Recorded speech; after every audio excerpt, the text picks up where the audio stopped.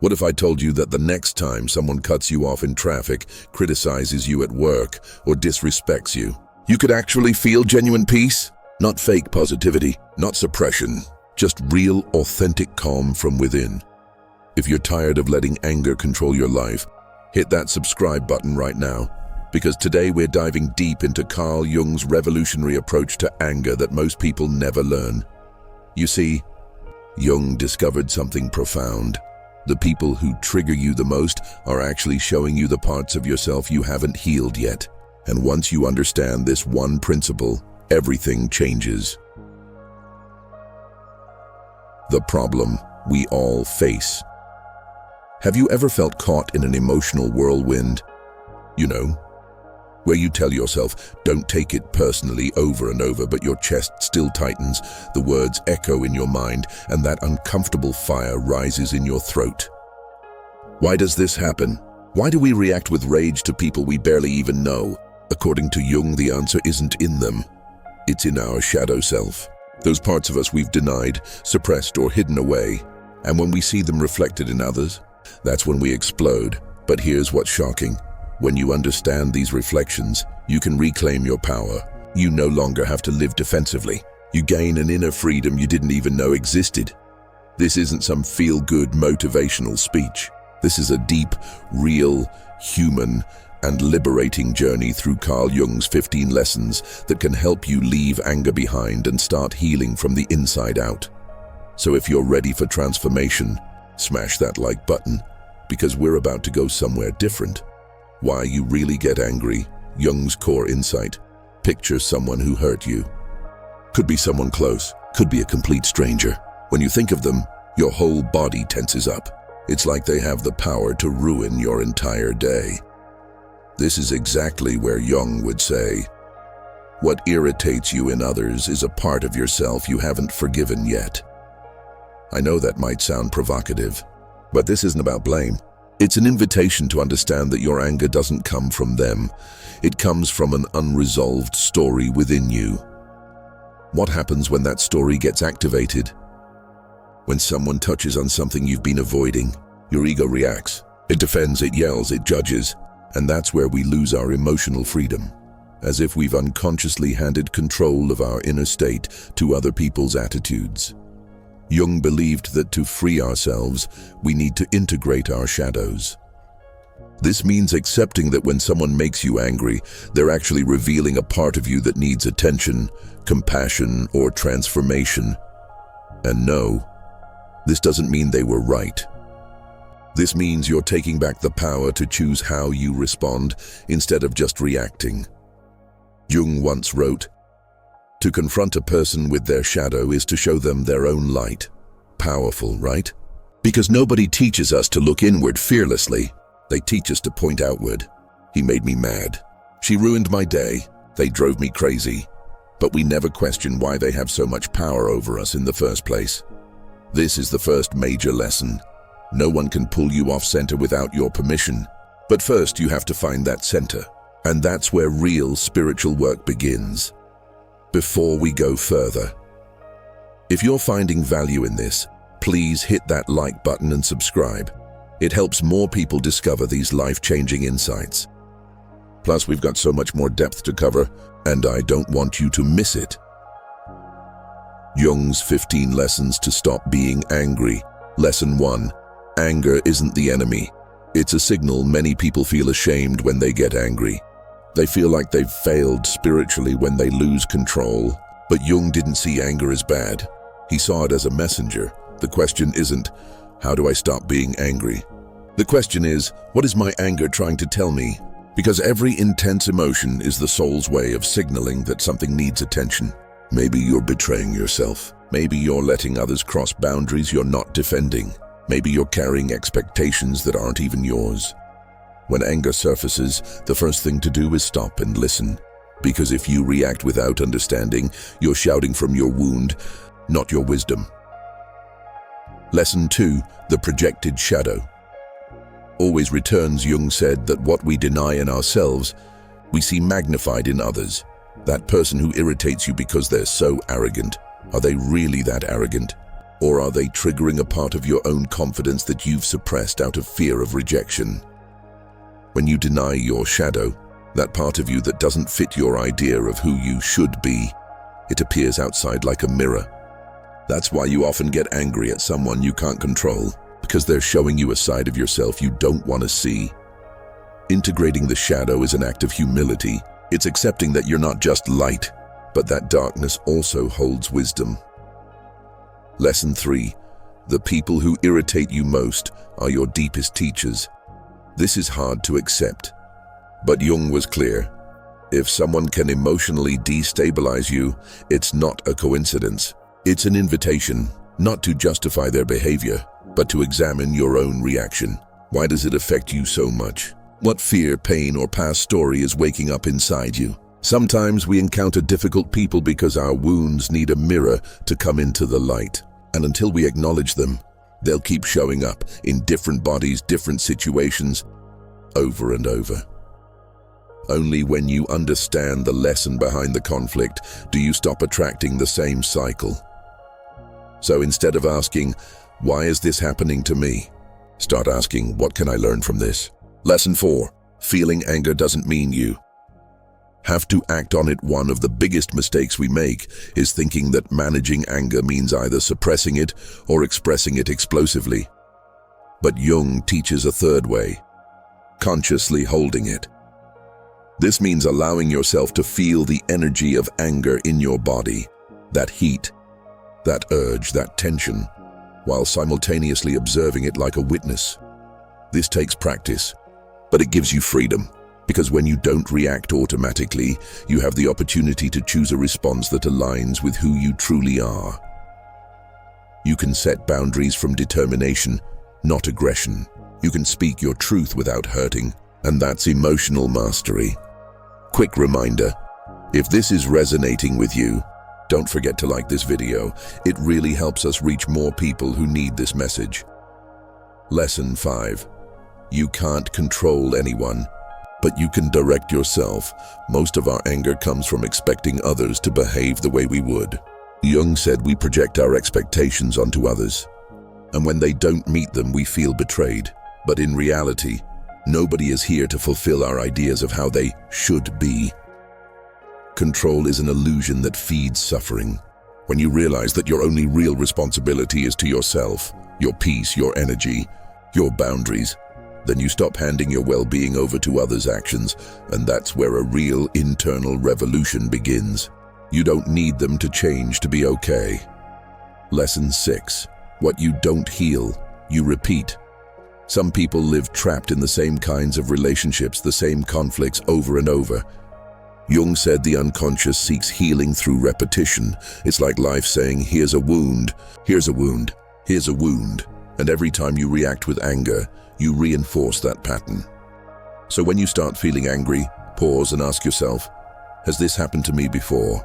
Who does this remind me of? What part of my story is repeating here? This awareness is the first step to breaking the cycle. Lesson 7. Self-knowledge is the antidote to chronic anger. When you don't know who you truly are, you define yourself by what others think of you. And when they criticize, ignore, or reject you, you react. But when you have a deep connection with yourself, when you know your worth, your purpose, your boundaries, external noise doesn't shake you as much. Jung talked about the process of individuation, the journey of becoming who you truly are beyond societal, familial, and cultural roles. The more you know yourself, the less you react, because you no longer need to defend an image. You just need to be. Lesson 8. Silence is a powerful answer. Not every conflict needs an immediate response. Sometimes the wisest thing you can do is not respond impulsively. Jung knew that time and silence reveal truths that emotion hides. When someone provokes you, your ego wants to respond, justify, correct. But your soul knows that not everything deserves your energy. Silence born from consciousness isn't indifference. It's protection. It's knowing your peace is more valuable than any argument. Lesson 9. Love also means setting boundaries often. We get angry because we tolerate behaviors that bother us, and then we explode when it builds up. Jung taught that setting boundaries isn't selfishness, it's emotional responsibility. Love doesn't mean allowing everything. Love also means saying, "This doesn't feel good to me. This far and no further. I don't accept this." And most importantly, these boundaries aren't just for others, they're for you too. Learning to set boundaries for yourself out of self-love, not betraying yourself, not crossing your own signals, saves you from resentment and disappointment. Lesson 10. Compassion dissolves judgment. When you're angry with someone, it's usually because you're judging their behavior. But Jung reminds us that everyone carries a story. Nobody acts from complete wholeness. When you understand someone, when you look at them with compassion, even if you need to walk away, you do it without holding on to resentment. And this is a form of healing for you. Letting go of judgment isn't justifying what's wrong. It's freeing yourself from the weight of carrying anger. It's choosing peace over drama. We're halfway through these powerful lessons. If you haven't subscribed yet, please do it now, because we share this kind of deep, transformative content regularly, and you won't want to miss it. Lesson 11. Your childhood wasn't your fault, but your healing is your responsibility. This isn't an easy lesson to accept. Jung said our personal unconscious is largely shaped by what we experienced in childhood. Unattended wounds, abandonment, rejection, judgment, fear become the filters through which we interpret the present. So when someone ignores you or humiliates you today, you're not just reacting to the present moment. You're reacting from your past. You're looking at the adult through your wounded child's eyes. And if you don't see this, if you don't work on it, you'll just keep getting angry at people who trigger your unconscious story.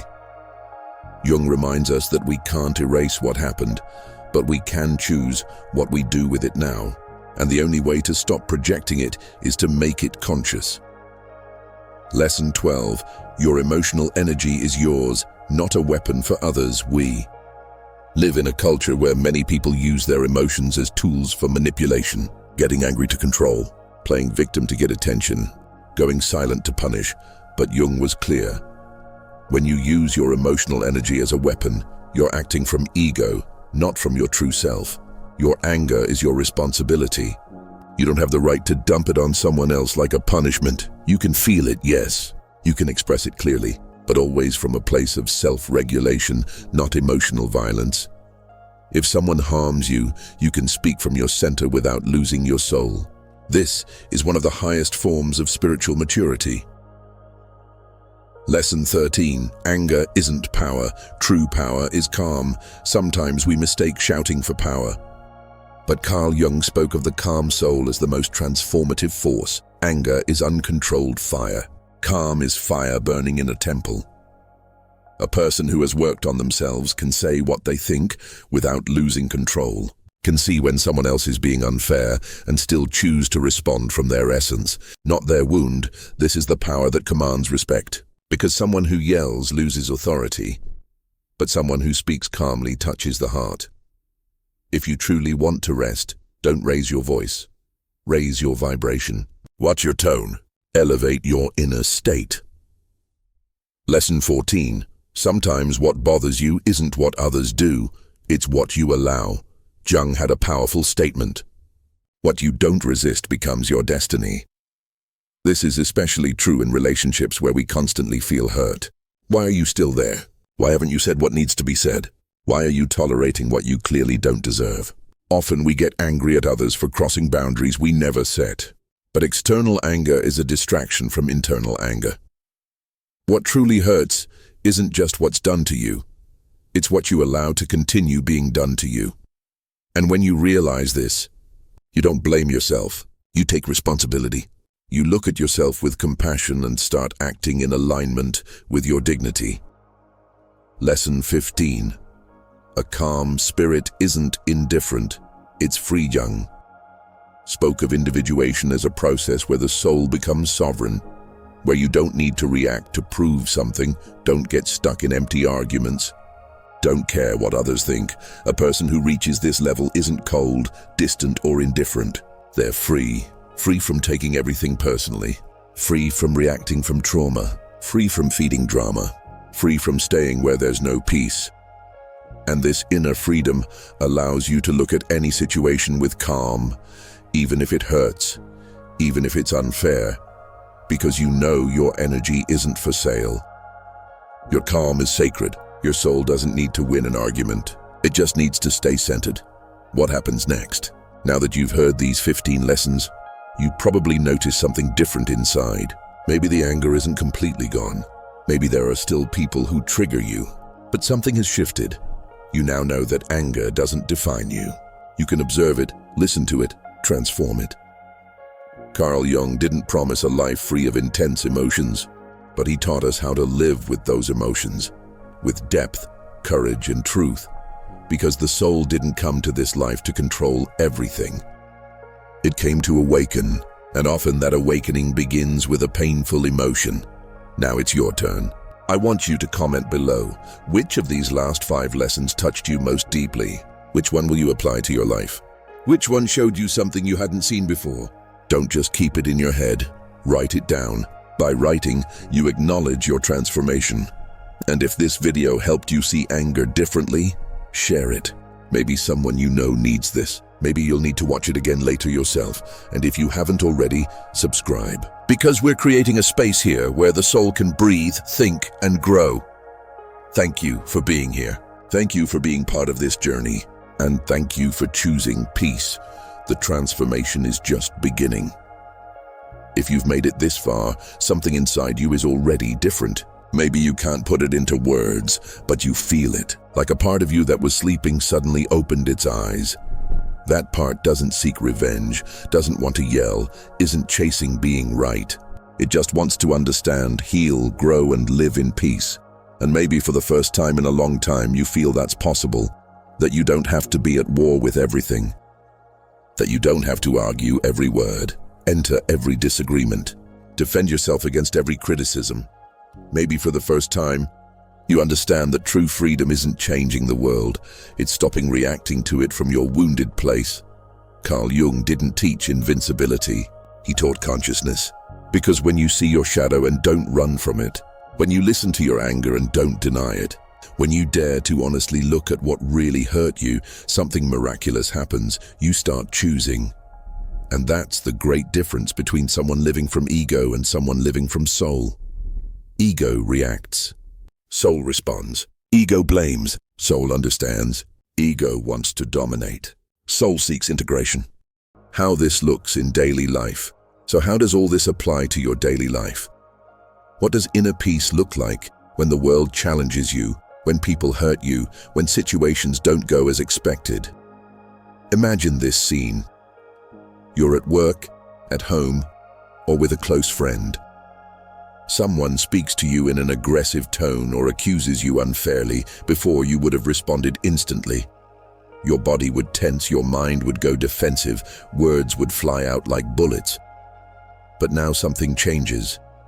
You breathe, not because you're weak, but because you know anger is your messenger, not your master. And in that pause, you create a space, a sacred space, where you can choose not to repeat the old pattern, where you can look at the other person not as an enemy, but as a mirror, where you can ask yourself, what part of me is being activated here? Is it the adult responding, or the wounded child? Is this my truth or my programming? This moment of awareness, however small, has the power to change your destiny. A word about boundaries. Let me tell you something important. This doesn't always mean staying silent or being passive. No, peace isn't forced silence. Peace is love with strength. Peace is knowing when, how, and from where to speak. It's being able to say, I disagree without shouting. It's setting boundaries without attacking. It's leaving a place without hate, resentment, or bitterness. Jung would say, one does not become enlightened by imagining figures of light, but by making the darkness conscious. And that includes the anger, the reactions, those moments where you feel you can't take it anymore. Because the soul doesn't purify only in the temple or in meditation. It purifies in the storm. When someone provokes you and you choose not to give in to the impulse. When someone lies to you and you choose not to carry that poison. When someone disappoints you and you choose to keep walking without closing yourself off to life. And that's when everything changes. That's when you start living from choice, not reaction. That's when you stop fighting with the world because you're no longer at war with yourself. That's when people stop having power over you, not because they don't care, but because you've decided your peace is more valuable than your pride. And this is a revolutionary act, a divine act. Imagine your new life. Think about this. How many important moments of your life were ruined by anger? How many relationships were damaged? How many hurtful words did you say that you wish you could erase? How many nights of guilt or anxiety because you couldn't hold back a reaction? You're not alone. We've all been there. We all have scars, but now you have a map. You have tools. You have awareness, and that's priceless. Now imagine your life from this new place. Imagine being able to navigate a conflict without feeling attacked. Imagine listening to someone who doesn't agree with you without losing your center. Imagine being able to say, "I don't deserve this," with just clarity, no anger. Imagine living each day knowing that no one in the world can steal your peace unless you hand it to them. This is what you're building. Not perfect, not instant, not easy. But this is your path. And I want to repeat something fundamental. You're not trying to never feel angry. You're learning not to let anger rule you. You're understanding that every emotion has a message. Every discomfort is an opportunity. Every person who provokes you is a part of you asking to grow. And when you look at the world this way, you stop getting hurt the same way. Because you're not the same anymore. Your practice moving forward. Every time you feel like you're about to explode, I invite you to come back to this video. When anger takes over, when you feel you can't take it anymore, listen again. Because every time you listen, you'll remember that inside you there's a space where nothing and no one has power. That space is yours. That space is your soul. And true freedom lives within it. Thank you for making it this far. Thank you for opening yourself to this message. Thank you for wanting to be a better version of yourself. Not to please anyone, not to fit in, but because your soul knows it deserves more than living from anger. If something in these words touched you deeply, let me know in the comments. Tell me which emotion reached you, what lesson you're taking away. Your experience can inspire others. And if you know someone who needs to hear this, share it. Let these words reach where they're most needed. If you want more content like this, subscribe. But above all, take care of yourself. Take care of your peace. Take care of your energy. Because when you're well, everything around you starts to change. Remember this always, you are not your emotions. You are not your reactions. You are the space in which all of this can transform. And that space is sacred. This journey has come to an end. But a much deeper one is just beginning. A new chapter in your life. A chapter where you won't suppress your anger, but won't let it control you either. Where conflict is no longer the enemy, but a quiet teacher. Where you'll no longer react from your wound, but respond from your soul. Real change doesn't happen by fighting our emotions, but by giving them space to be seen, understood, and transformed. And this transformation doesn't happen in an instant. It happens every day, in small things, in the invisible moments, in what nobody sees. When you choose not to say the thing that would hurt. When you decide not to respond to that message in anger. When you step back instead of saying what your ego is screaming to say. Every time you do this, you're rebuilding yourself. One final request. If this video changed something in you, hit that like button and subscribe. We're building a community of conscious people who choose growth over reaction, peace over drama, truth over ego. Welcome to your new life.